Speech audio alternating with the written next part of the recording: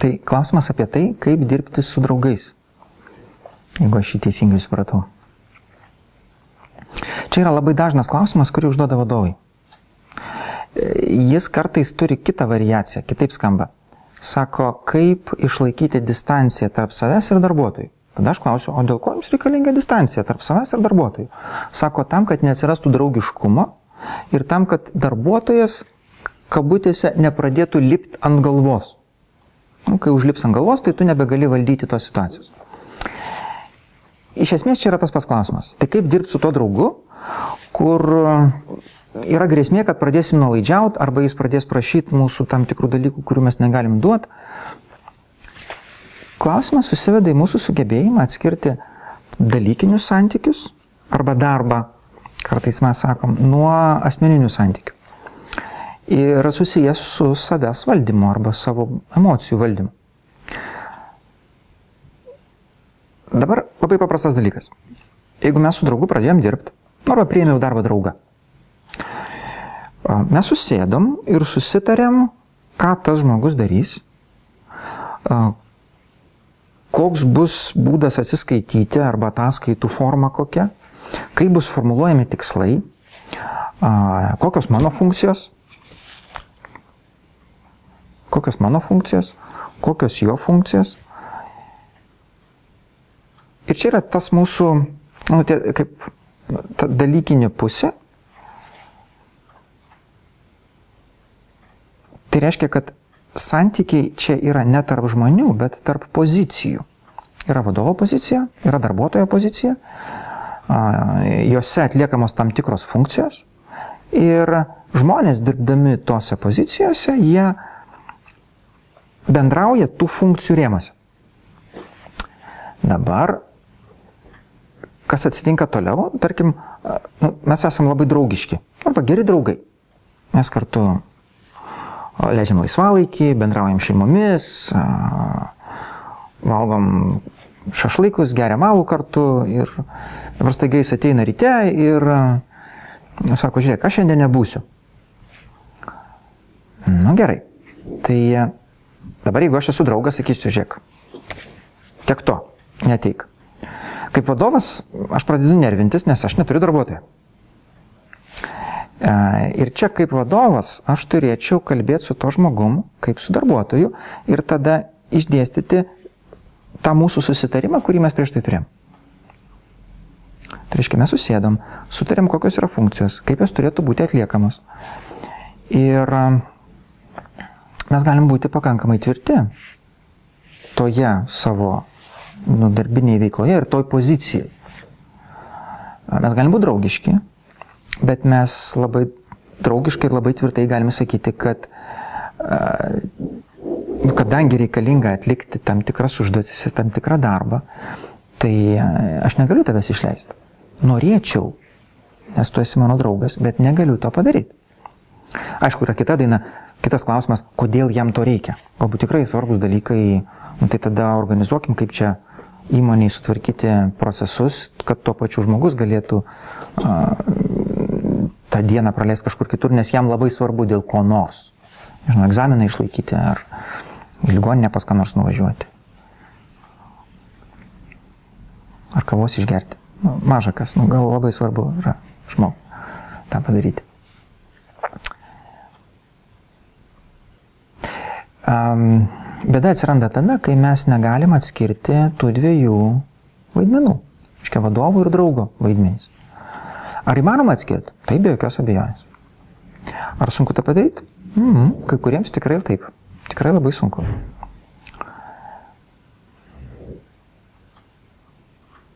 Ir iš kitos pusės, tai bendra tendencija, kuo mes esam draugiškesni komandai, tuo mums lengviau dirbti kartu. Ne atvirkščiai. Nėra taip, kad kuo yra distancija didesnė tarp vadovų ir darbuotojų, tuo yra lengviau. Yra sunkiau valdyti tokią komandą, nes jūs turit mažiau informacijos kaip vadovas. Nes dalies dalykų žmonės jums nepasako dėl tam tikrų priežasčių. Bijo, vengia, nerimauja dėl jūsų reakcijos ir taip toliau ir taip toliau. Kuo santykis artimesnis, tuo daugiau jūs dalykų išgirstate. Kuo artimesnis santykis, tuo lengviau susitarti kada reikia atlikti kažkokias tai nemalonės užduotis arba ten likti po darbo. Savaitgaliais padaryti tam tikras užduotis, kurios turi būti pirmadienį atiduotos gamybai. Tai jeigu mes draugiškai bendraujam tarpusavyje, žymiai lengviau dėl to susitart. Tai reiškia, kitaip tariant, mūsų komandos sutelktumas yra didesnis. Ir aš po teisybei siekčiau visą laiką kuo artimesnį santykį palaikyti. Iš vienos pusės. Iš kitos pusės aiškiai kalbėti ir tartis su darbuotojais, kokie tie mūsų dalykiniai santykiai, arba kaip mes kaip funkcijos bendraujam tarpusavį. Vienas darbuotojas pasakojo situaciją, kaip šventė vis kolektyvė grupė žmonių kartu su vadovu, kažkokia proga, neprisimenu kokia ta proga buvo, bet vakarėlis užsitęsė iki 4 valandos ryto, tai yra vidury savaitės, ne savaitgalis, ir trečiadienį ryte vadovas 8 valandą, nes darbas nuo 8, su kostiumu, su kaklaraiščiu, nes tokia aprangos forma priimta, jis yra darbe. Darbuotojas ateina 8:30. Vadovas jį pasikviečia ir sako, kodėl 8:30? Tarkim, kad 8 valandą ateiti yra svarbu. Čia nekvestionuokim, ar čia tas pusvalandis yra lemiamas ar nelemiamas. Gal ir lemiamas, maža kas. Jeigu klientai pradeda skambinti nuo 8 valandos, jūs turite būti 8 valandą darbe. Jisai sako, bet šefas, taigi mes kartu vakar iki 4. Žiūrėk. Aš darbe?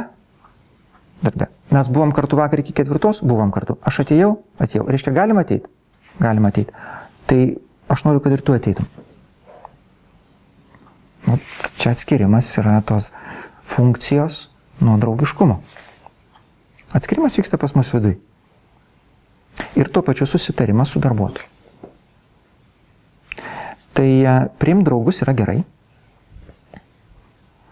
Tikėtis, kad jūs ir išliksit draugais po to, kai jūs dirbsit kartu, nebūtinai.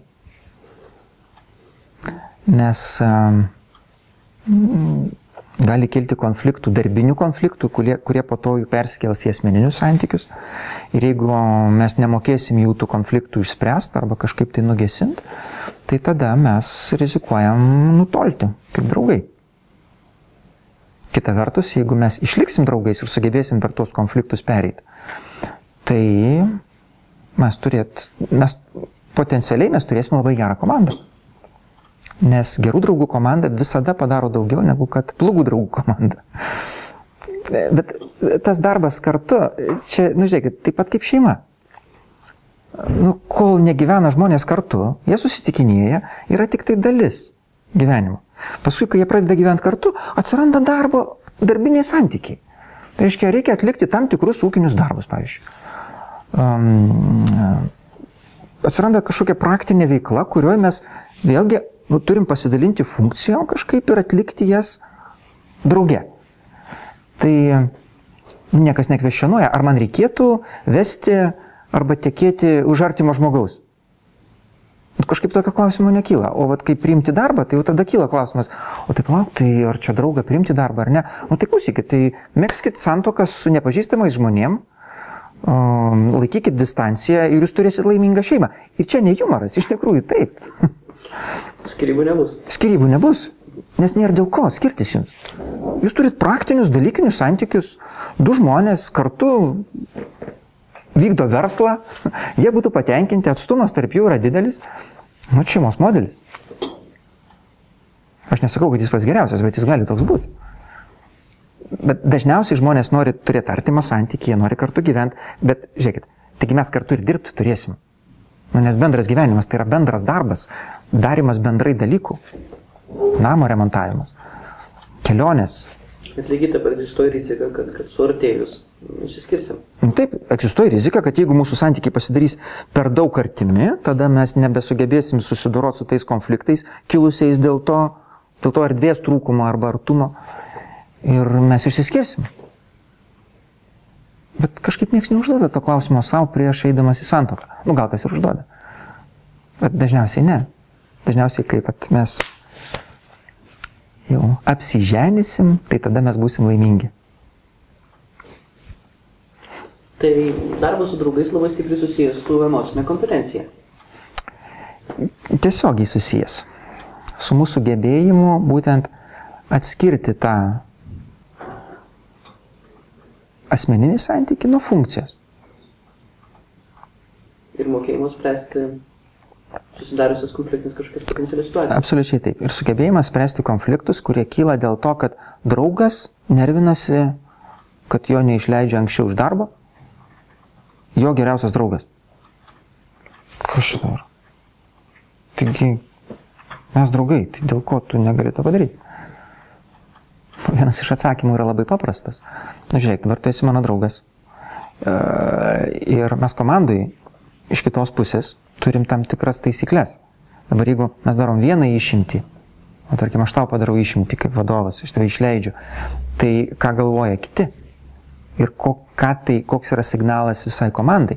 Ar tas reiškia, kad ta norma, kad mes laikomės darbo grafiko, jinai nebegalioja? Arba kad laikomės susitarimo, laikomės pažadų, laikomės, kad sutarėm padaryti darbą, tai padarom. Ir toks pavyzdys gali tą patį draugą truputį išblaivinti ir padėti jam atskirti tuos dalykinius santykius arba funkciją nuo asmeninių santykių.